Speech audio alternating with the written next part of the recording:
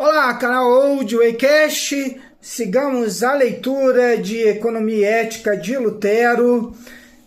Sem mais delongas, modo cristão de negociar, baseado em Mateus capítulo 5, de 40 a 42. Mateus 5, 40 a 42 diz assim: E se alguém quiser processá-lo e tirar-lhe a túnica, deixe que leve também a capa. Se alguém o forçar a caminhar com ele 1 milha, vá com ele 2. Dê a que lhe pede e não volte as costas àquele que deseja pedir-lhe algo emprestado. Sigamos aqui ao texto do livro. Você então vai dizer: mas como as pessoas poderão negociar umas com as outras se não é bom ser fiador? Assim, muitos que poderiam subir na vida terão que ficar para trás. Resposta: há 4 maneiras de negociar bens externos de forma cristã com outras pessoas. 1. Deixar levar com violência.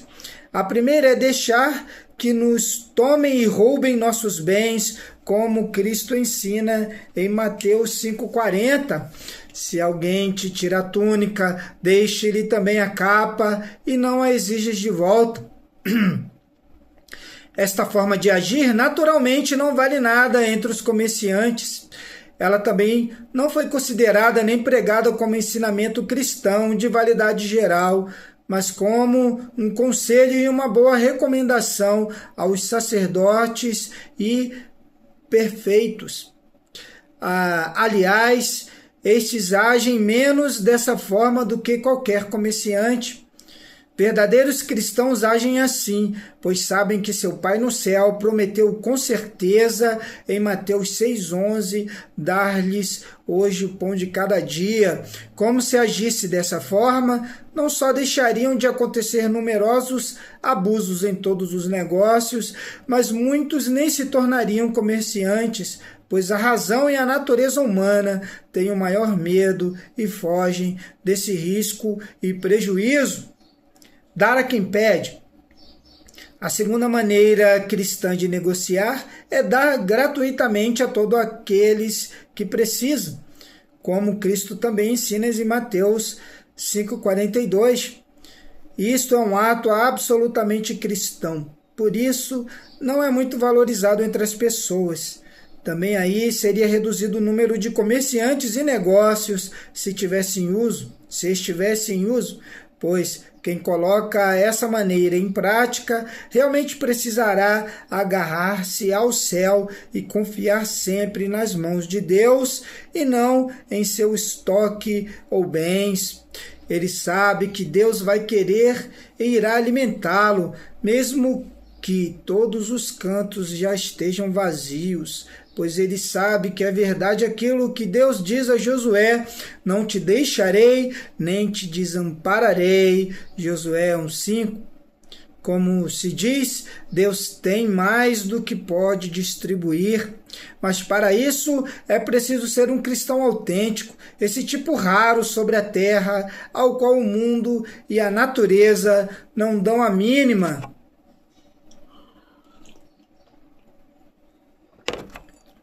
Emprestar sem esperar devolução. A terceira maneira é emprestar. Empresto meus recursos para recebê-los de volta quando são devolvidos a mim, abrindo mão dos mesmos, se isso não acontece. Em Lucas 6,35, o próprio Cristo diz o seguinte sobre esse empréstimo: emprestei sem esperar nada em troca, ou seja, deve-se emprestar e arriscar livremente. Não vem ao caso se é devolvido ou não. Se for devolvido, a gente aceita. Se não, que seja cedido gratuitamente. Portanto, segundo o Evangelho, há somente uma diferença entre dar e emprestar. Quando se dá, não se toma nada de volta. Quando se empresta, toma-se de volta quando retorna, arriscando mesmo assim que seja um dar. Quando alguém empresta desejando um retorno melhor ou maior, isso é ganância pública e maldita, pois nem mesmo aqueles que emprestam exigindo ou esperando um retorno igual agem de maneira cristã. Ao invés de ter a coragem para emprestar, independente de seu retorno. Em minha opinião, também isso seria um procedimento altamente cristão e raro, considerando o rumo do mundo. Se fosse colocado em prática, reduziria e eliminaria formidavelmente muitos tipos de negócio. Esses 3 modos de procedimento cuidam magistralmente para que eles não confiem no futuro, nem se fiem em pessoas, nem em si próprios, mas se prendam apenas a Deus. Tudo é pago em espécie, com o acréscimo das palavras, que seja, se for da vontade de Deus, conforme ensina Tiago 4,15. Aqui se lida com pessoas que podem falhar e que não são confiáveis, dá-se totalmente de graça ou assume-se o risco de perder aquilo que se empresta. Aqui poderá ser alegado: se for assim, quem poderá ser salvo? Onde encontraremos tais cristãos? É verdade, assim não sobraria comércio sobre a terra. Aconteceria então que muitos que seriam tirados ou emprestados os bens de todo mundo, as portas seriam abertas para que os maus e gananciosos preguiçosos ficassem livres para tomar tudo, enganar e mentir. O mundo está cheio dessa gente. Resposta: eu já disse que os cristãos são gente rara sobre a terra. Por isso o mundo precisa de um governo secular duro e rigoroso. Este deve manter sob controle os maus e impedi-los de tomar e roubar. Deve obrigá-los a devolver aquilo que emprestaram, embora um cristão não deva exigir nem esperar o retorno. Para que o mundo não fique destruído, a paz não acabe e as transações e comunhões entre as pessoas não sejam totalmente eliminadas. Tudo isso aconteceria se o mundo fosse governado conforme o Evangelho e os maus não fossem obrigados com leis e à força a praticar e sofrer o que é justo. Por isso, é preciso conservar as estradas seguras, instaurar a paz nas cidades e praticar a justiça nos territórios, deixando a espada golpear solta e destemidamente os transgressores, como São Paulo ensina em Romanos 13:4. Deus quer que os não cristãos sejam controlados para não praticar a injustiça sem punição. Ninguém deve pensar que seria possível governar o mundo sem sangue. A espada secular serve e precisa ser vermelha e manchada de sangue, pois o mundo quer e precisa ser mau. Assim, a espada de Deus é castigo e vingança contra eles. O empréstimo seria algo muito bom entre cristãos. Cada um devolveria voluntariamente aquilo que tivesse emprestado. Aquele que tivesse dado o empréstimo o dispensaria de boa vontade se a outra pessoa não conseguisse devolver, pois cristãos são irmãos e um não abandona o outro. Mas também ninguém é tão preguiçoso e desavergonhado a ponto de não trabalhar e fiar-se nos recursos e no trabalho de outra pessoa, querendo viver na moleza às custas dos bens dessa. Mas quando não se trata de cristãos, a autoridade secular deve tomar medidas para que a pessoa que tomou emprestado pague.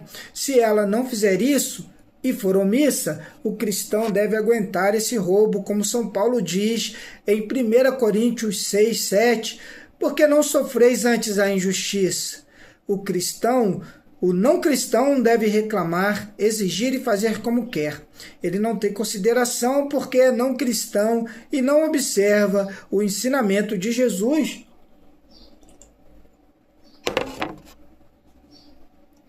No entanto, ainda resta um pequeno consolo para você. Você tem a obrigação de emprestar somente aquilo que lhe sobra e pode dispensar. Jesus diz a respeito da esmola: dai de esmola o que tiverdes de sobra, e tudo vos será limpo. Lucas 11:41. Mas se quiserem emprestar de você tanto que, caso não for devolvido, você ficaria arruinado e seu sustento ameaçado, você não precisa emprestar.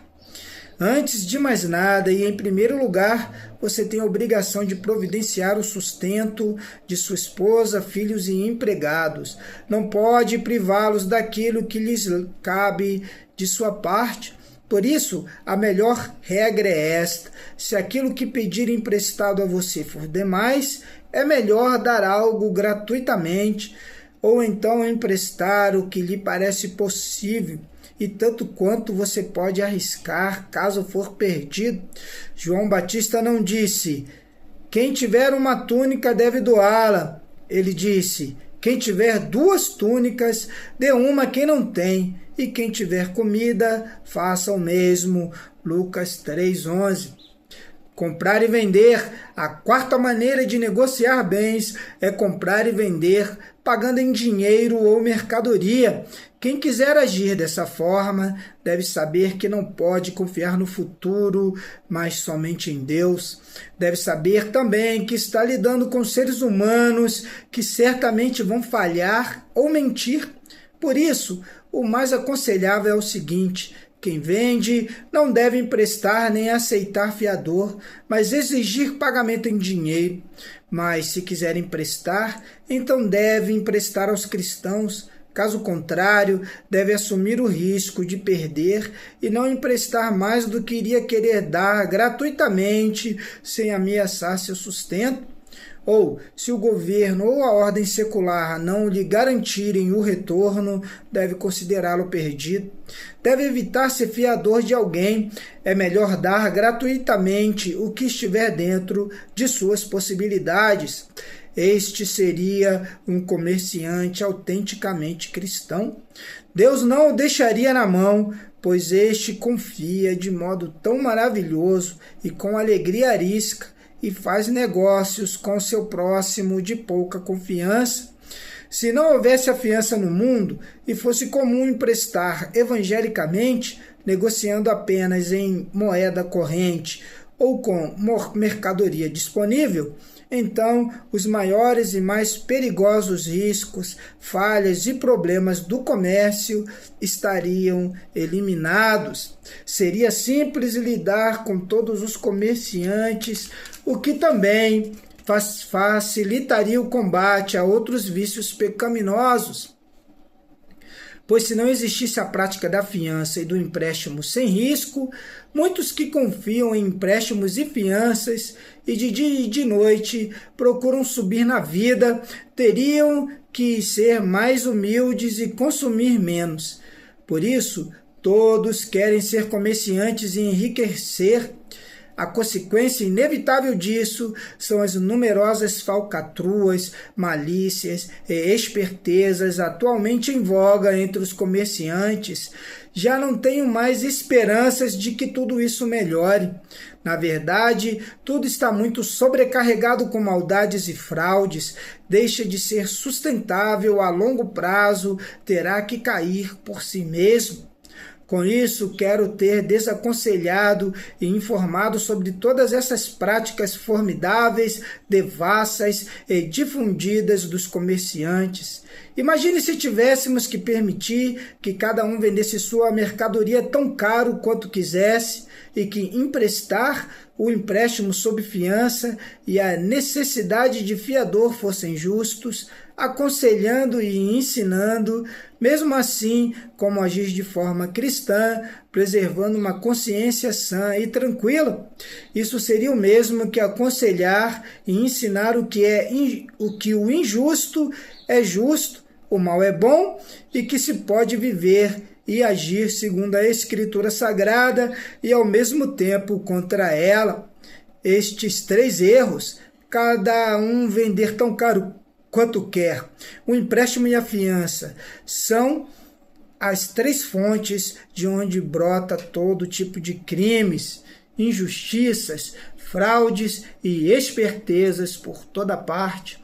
No entanto, tentar impedir que a fonte jorre sem entupi-la é um esforço perdido. Acabamos aqui mais uma leitura a Lutero, Ética e Economia. Carlos Borges, Old Way Cash, na antiga estrada, a moda antiga.